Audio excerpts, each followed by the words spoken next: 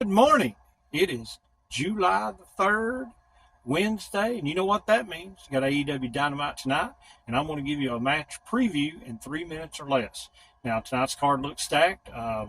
Daniel Garcia against Will Ospreay is going to be a great match, but instead, I'd rather talk about the wild card versus Jeff Jarrett. First, you have Jeff Jarrett. There'll be a link in the description below if you've not watched his heartfelt 9-minute long promo interview, whatever you want to call it, about Owen Hart and his relationship with him, the friendship, and what this Owen Hart tournament means to him. He has been just, I think, great in AEW. He knows how to draw heat. He is really good at that, has been his career. Over 50, he can still bump.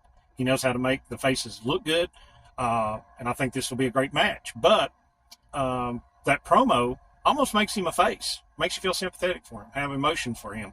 So, I would like to see him at least make it to the finals, but I think he's going to lose tonight, and here's why.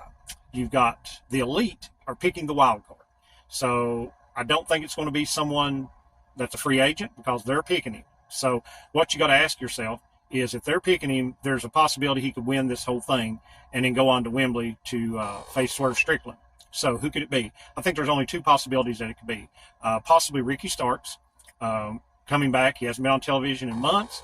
He's mentioned on social media that he wants to wrestle, that he's cleared. And obviously there's something going on backstage, so I don't know. But here's the question. Whoever it faces has to be able to be the heel part because Jeff Jarrett may have some sympathy. Then on the other side of the bracket, you got Bryan Danielson. So who can face Bryan Danielson?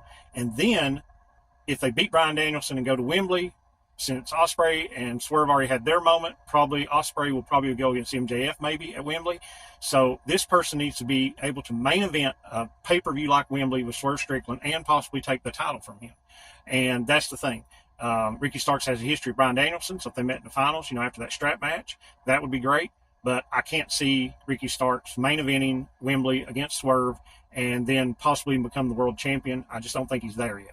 So that leaves one other person. There was a vignette on Collision. Looked like Hangman. He's back on the bottle. He's depressed. I'll put a link to that description below too. And Hangman could come back, beat up Jeff Jarrett. He's got history with the Elite, so he could be in the Elite. We'd love to see this Hangman heel, the full effect of the heel turn. And then at Wembley, he's got history of Danielson. And if he goes on to Wembley, he's got history of Swerve. They've had a great feud, great chemistry. And Hangman could win the world title again to give the Elite all these belts. And I know Hangman's first run with it wasn't as great, but his second run, got to see what happens. And possibly as a heel Hangman world champion, that could be something. So that's my prediction on the wild card. I think it'll be a great match either way, but either Ricky Starks or Hangman Adam Page. So let me know in the comments what you think.